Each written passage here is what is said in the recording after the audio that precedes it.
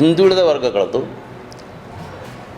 ಯಾವುದೋ ಸಮುದಾಯಗಳು ಬರ್ತಾವೆ. ಅದರಲ್ಲಿ ಎಲ್ಲ ಸಮುದಾಯದ ಜಾತಿವಾರು ಆ ಸಮುದಾಯದ ಒಂದು ಸದಸ್ಯನನ್ನು ಮುಖ್ಯವಾಗಿ ಹಿತಚಿಂತಕನಾಗಿರಬೇಕು ಆ ಸಮುದಾಯದ್ದು.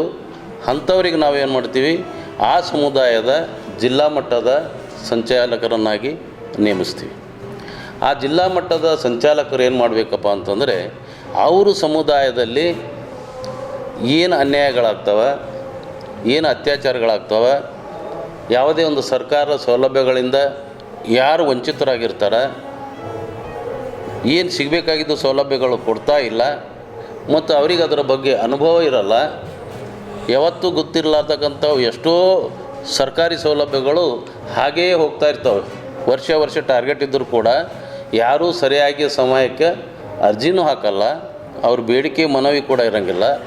ಆ ರೀತಿ ಆಗಿ ಸರ್ಕಾರ ಎಷ್ಟೇ ಯೋಜನೆಗಳು ಹಾಕ್ಕೊಂಡ್ರೂ ಕೂಡ ಸಮುದಾಯದ ಒಂದು ಬೆಳವಣಿಗೆ ಮತ್ತು ಭೌತಿಕವಾಗಿ ಮೂಲಭೂತ ಸೌಕರ್ಯಗಳ ಬಗ್ಗೆ ಇಲ್ಲಿವರೆಗೆ ಕೂಡ ವಂಚಿತರಾದಂಥ ಹಲವಾರು ಸಮುದಾಯಗಳು ಅದೇ ರೀತಿ ಇದ್ದಾವೆ.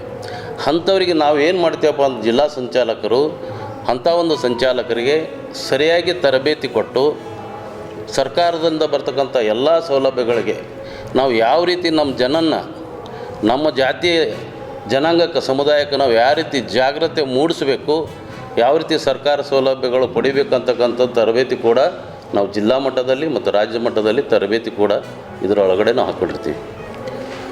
ಪರಿಶಿಷ್ಟ ಜಾತಿಯಲ್ಲಿ ಬರ್ತಕ್ಕಂಥ 100 ಜಾತಿಗೆ 100 ಜಾತಿಯ ಪ್ರತಿನಿಧಿಸಬೇಕಾದ್ರೆ ಅವಕಾಶಗಳು ಈ ಸಂಘದಲ್ಲಿ ಇವೆ. ರಾಜ್ಯ ಮಟ್ಟದಲ್ಲಿ ಕೂಡ ಇದೆ, ಜಿಲ್ಲಾ ಮಟ್ಟದಲ್ಲಿ, ತಾಲೂಕು ಮಟ್ಟದಲ್ಲಿ. ವಿಶೇಷವಾಗಿ ಬೆಂಗಳೂರು ಮಹಾನಗರ ಪಾಲಿಕೆ